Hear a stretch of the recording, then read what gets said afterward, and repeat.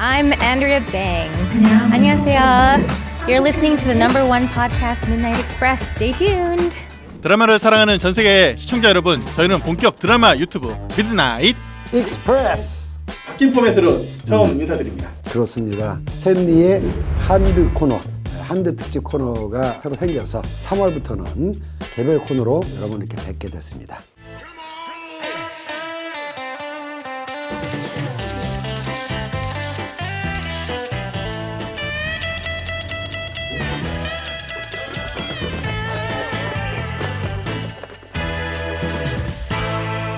소개 이전에 말이죠. 이 드라마를 보는 것이 처음에는 굉장히 저게 고통스러웠다는 말씀을 드리고 싶군요. 제가 다 봐요. 영화, 드라마 가리지 않고 다 보고 호러, 액션, 판타지 뭐 다 봅니다. 근데 하나 멜로드라마 잘 못 보는 거. 막 온몸이 그냥 뭐 오징어처럼 말리는 느낌이 들어가지고 그 잘 만들고 못 만들고를 떠나서 멜로드라마가 주는 정서를 견딜 수가 없는 거예요. 가령 노트북 같은 경우도 영화는 제가 뭐 인정하지만 그 정서를 막 견딜 수가 없어서 처음에 25, 21도 이걸 어떻게 보지? 걱정을 했는데 보는 순간 빠져들었습니다. 설정을 말씀드리자면은 남주혁 배우가 맡은 역할이 있고 또 김태리 배우가 맡은 나희도 역할이 있고 그 극중 캐릭터 고유리 김지연 배우가 맡은 아이돌 그룹 우주소녀의 오나. 그렇습니다.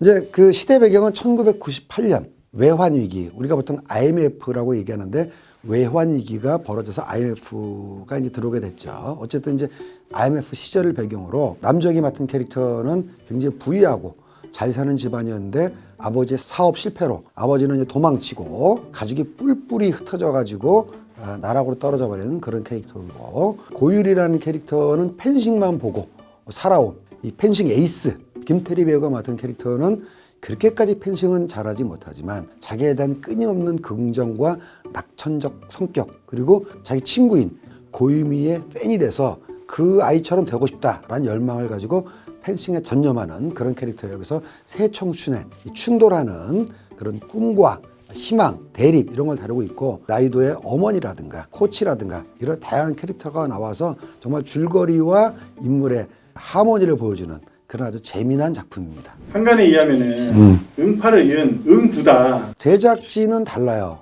제작진은 다르고 작가님도 다르고 감독님도 다른데 많은 어떤 설정들이 우리가 이제 제가 알기로 응답하라 시리즈가 이제 97년 그다음에 이제 87년 하나 더 있었죠. 어쨌든 지금으로부터 10년 전, 20년 전의 시대를 배경으로 해서 지금은 기성세대가 된 30대, 40대가 된 그들의 어떤 청춘과 젊음을 그리면서 노스텔지아를, 아무리 괴로웠던 시기라도 또 지나게 되면은 그걸 돌아볼 때 좀 훈훈하거나 어떤 좀 그리운 마음이 들잖아요. 그래서 그때 정서를 살리는 드라마가 나왔는데 요번에 그 작품도 98년, 99년을 배경을 하고 있다는 점에서 약간 이제 그런 비슷한 점이 있다라는 얘기를 많이 들어요. 하지만 뭐 똑같은 작품은 아닙니다. 몇 가지 차별점이 있어요. 30대 배우가 고등학생 연기를 하는 데 있어서 이질감 이런 건 혹시 좀 다른 얘기를 시작하겠는데요. 몇 년 전에 IMDb, 인터내셔널 무비 데이터베이스라는 그 영화 전문 사이트에 감독이나 배우들의 프로파일을 소개하는 단이 있어요. 거기서 배우 조합 주도로 나이를 지우자라는 운동이 있었습니다. 왜 그러냐? 사실 배우라는 사람은 자기의 물리적인 나이를 떠나서 위아래로 한 10살 정도는 연기해주는 자기의 생물학적인 나이하고는 다른 그런 연기를 할 수 있는 존재여야 되는데 IMDb 데이터베이스에 딱 생년월일을 적어버리면 이게 너무 사람들의 폭을 제한시켜가지고 감독이나 제작자로부터 캐스팅이 안 들어오지 않느냐, 이런 이제 운동이 있었습니다. 뭐 계속 실려 있는 거 보니까 그건 너무 성공하진 않은 것 같은데, 무슨 얘기냐? 김태리 배우의 물리적인 나이는 중요하지 않다. 그가 연기를 했을 때 정말 그 사람처럼 느껴지면 되는 것이다. 그래서 결론부터 얘기하면은 김태리 배우의 그 연기력과 발랄, 깨방정, 그 바이브가 고등학생이라고 해도 충분히 믿을 수 있는 진실성을 보여주고 있기 때문에 전혀 저는 문제가 안 된다고 생각을 합니다. 일단은 그 나희도 캐릭터를 연기하는데 나희도 캐릭터의 그 이제 배역을 이제 중년, 고등학생, 어린 시절까지 해서 3명의 배우들이 맡았더라고요. 일단 분량은 당연히 김태리 배우 분량이 제일 많기 때문에 그쪽에 주목하게 되는데 다 안정적이에요. 아역의 나이도는 꿈을 향해 나아가는 그 어린이의 어떤 초롱초롱한 눈망울을 통해서 이 캐릭터의 미래가 어떻게 연상될 것인가를 그리게 되는 그런 힘이 있고, 중년의 나이도 역할을 맡은 그 김소연 배우는 워낙 뭐 베테랑 연기자고, 제가 제일 좋게 봤던 거는 이 관객은 압니다. 어린 나이도의 그 어린이의 눈빛에서는 그 초롱초롱한 눈망울 통해서 이 아이가 어떠한 꿈과 희망을 가지고 성장할 것인가를 예측하는 그런 재미가 있고요. 드라마의 서사는 현재의 젊은 나이도를 중심으로 이제 전개되지 않습니까? 그걸 통해서 중년의 나이도가 연기하는 그 김소연 배우가 연기한 캐릭터를 보면은 또 어떤 추정을 할 수 있냐면은 그 사이에 이 인물이 이러한 굴곡과 성장을 겪었기에 이렇게 중년의 나이에 이런 태도와 느낌을 가지고 있구나 를 추정하게 할 만큼, 즉 드라마 사이에 생기는 몇십 년의 어떤 시간 라인의 공백을 김소연 배우가 충분히 상상하게끔 좋은 연기를 보여준다는 것이죠. 그래서 저는 셋의 조합이 아주 좋다 이렇게 말씀드리겠습니다. 지금 가장 성공하고 있는 드라마 중 하나거든요. 이 원인, 이 비결은 무엇일까? 지금 25, 21가 시청률에 있어서도 굉장히 이제 선방을 하고 있고, 지상파의 다른 드라마보다 특히 대작 사극 드라마보다 제작비를 많이 투입한 좋은 시청률을 보이고 있어요. 호응이 많다라는 거죠. 여러 가지 얘기가 나오고 있습니다. 뭐 가령 이제 경쟁작이었던 그것도 굉장히 좋은 드라마예요. 악의 마음을 읽는 자를 팬입니다. 트레이서 너무 좋아요. 근데 이제 그런 지상파 드라마들이 올림픽 중계 때문에 결방 기간이 생겨서 그 사이에 사람들이 다 올림픽 중계만 보는 건 아니거든요. 그 사이에 드라마에 대한 욕구를 이 드라마가 채워졌기 때문에 그런 편성 전략이 좋았다. 여러 가지 원인 분석이 있는데 저의 대답은 아주 단순합니다. 잘 만들었어요.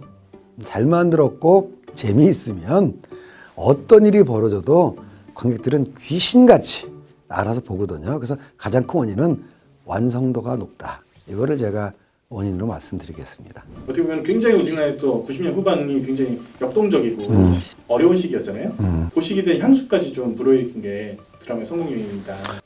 분명 향수가 있죠. 저는 뭐 IMF 당시에 이미 이제 사회생활을 열심히 하던 나이였기 때문에 막 그때 청춘이었던 분들이 느꼈던 감정하고 저하고 조금 다를 거예요. 가령 저 같은 뭐 연령대에는 70년대나 80년대 향수가 있듯이 이 드라마의 캐릭터들이 겪었던 그 시기에는 또 다른 특별한 향수가 있을 텐데, 제가 이제 그분들하고는 조금 차이가 나는 기억을 가지고 있지만 제 입장을 대입시켜봐도 몰입할 여지는 굉장히 많았을 거라고 생각이 됩니다. 음악을 잘 사용하잖아요.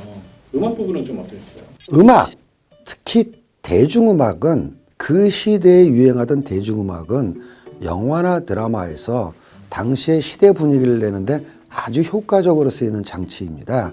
거꾸로 얘기하면은 음악을 잘못 쓰거나 과도하게 쓰면은 그 컨텐츠의 내용과 정서를 잘못 전달하는 경우도 있거든요. 근데 이 드라마에서는 당시에 유행하던 대중음악을 적절하게 사용함으로써 그 시대의 분위기에 빠지는데 아주 큰 기여를 하고 있는 게 또한 특징이죠.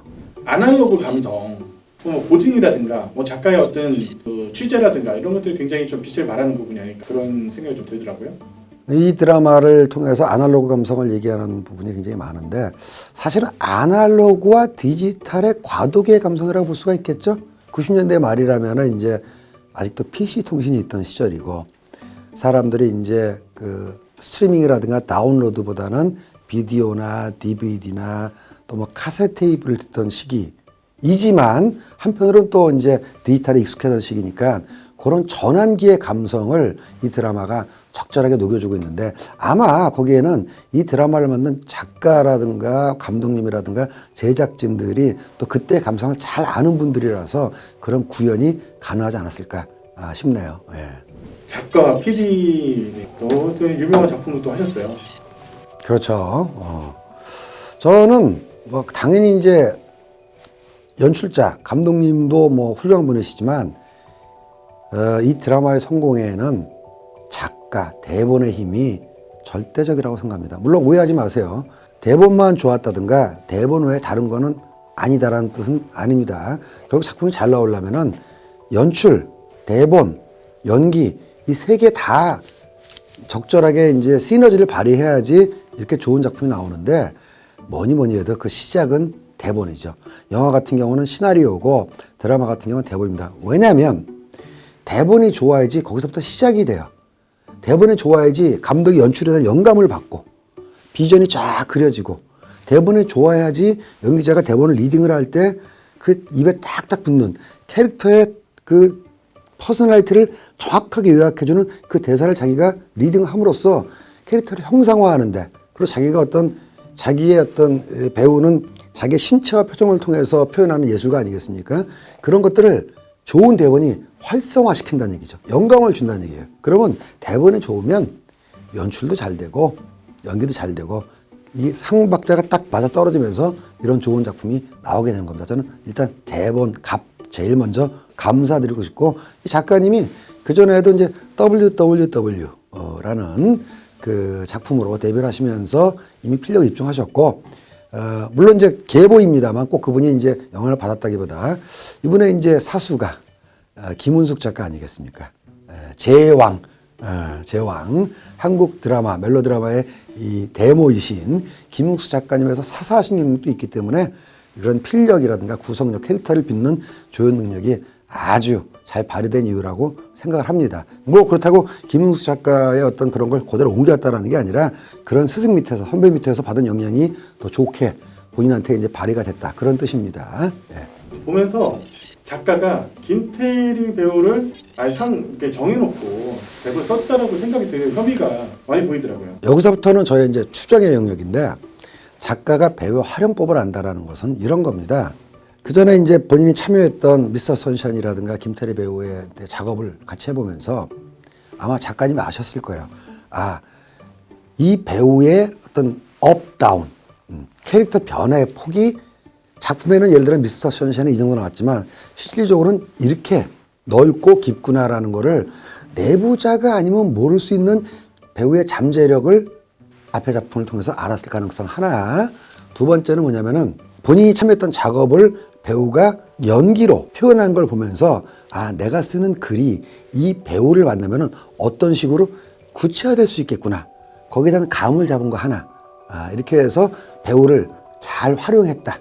배우가 앞으로 펼칠 가능성까지 생각해서 대본을 썼기 때문에 또 배우는 그걸 또 찰떡같이 알아들었겠죠.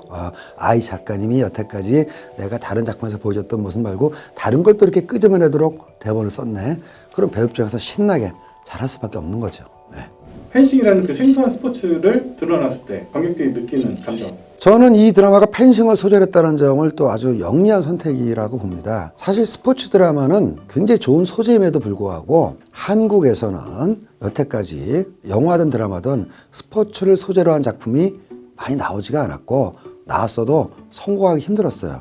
그 중에 이유 중에 하나는 여러 가지가 있지만 지금과 달리 예전에만 해도 뭐 10년 전, 5, 6년 전만 해도 한국의 제작 상황이 스포츠 드라마가 리얼리티가 생기려면 뭐겠습니까? 일단 전문성, 그 다음에 그걸 역할을 연기하는 선수들의 특징, 능력, 그리고 물론 예전에도 이제 우리 농구를 소재로 한 드라마가 있었습니다만 제일 어려운 게 이 관중, 그 다음에 그 경기장의 재현, 이런 게 아무리 뭐 CG라든가 시각 효과를 이용해서 한다고 할지라도 그런 스포츠 드라마의 그런 이 경기 장면 재현은 정말 어렵거든요.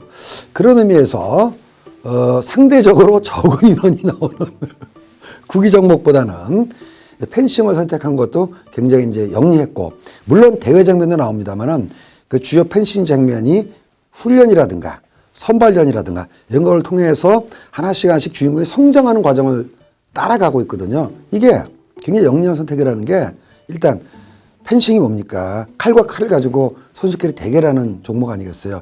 그로 인한 긴장미, 일종의 액션, 그 다음에 적절한 운동성, 그리고 펜싱이라는 소리 자체가 말 그대로 우리나라 영화나 드라마에서 처음 다루는 종목이기 때문에 그거 주는 신선함 등등등등이 결합해서 아주 저는 탁월한 선택이었다. 만약에 이게 펜싱이 아니고 야구 선수였다든가 축구 선수였다든가 컬링이라든가 다 훌륭한 스포츠고 재미있는 스포츠지만 화면에 담기에는 또 다른 난관이 있었을 텐데, 펜싱이기 때문에 이 정도의 몰입도와 역동성을 같이 얻어낼 수 있지 않았을까. 저는 뭐 그렇게 생각합니다. 마지막으로 추천 포인트. 부끄럽습니다. 이 드라마를 추천한 포인트 부끄럽고요. 왜냐고요? 사실 제가 이런저런 설명을 드렸습니다만 다 필요 없고요. 배우 보는 맛이 너무 좋아. 김태리 배우 계속 보게 되고요. 남주혁 배우, 어쩌면 이렇게 귀하게 생겼습니까? 그 다음에 그 중견 배우들도 특히 김혜연 배우는 말이죠. 저 같은 경우 많은 사람들이 그랬듯이 범죄와의 전쟁에서 그 조현호 와우 대단한데 이렇게 봤는데 그 부산 사투리를 원래 그분이 이제 부산 분이잖아요. 부산 사투리를 아주 찰지게 구사하면서 그 캐릭터를 구현하는 모습 보니까 정말 믿음직스럽다. 그래서 저는 배우들 보는 맛, 다른 배우도 마찬가지지만 배우들 보는 맛으로 드라마를 봅니다. 여러분도 배우 보는 맛으로 꼭 보시기 바랍니다. 특히 이 넷플릭스 덕분에 한국 드라마나 컨텐츠가 지금 전 세계적인 호응을 얻고 있는 와중에 IMDb나 해외 사이트를 체크해 보면은 은근히 이 25, 21에 대한 관심도 높아감을 알 수 있는데 특이점이 있어요. 이 드라마는 넷플릭스 오리지널 드라마와 달리 전체가 한 번에 빈지워칭으로 공개되는 게 아닙니다. 현재 한국에서 매주 2회씩 방영이 되고 있기 때문에 넷플릭스에도 매주 2회씩 올라가고 있고 또 하나 해외 넷플릭스에서 올라가는 거는 조금 늦어요. 한국 넷플릭스에 올라가는 것보다 시차가 좀 있어서 좀 늦습니다. 근데 특이한 현상 중에 하나가 해외에도 어쨌든 넷플릭스를 통해서 외국 그 시청자분들도 이걸 보시니까요.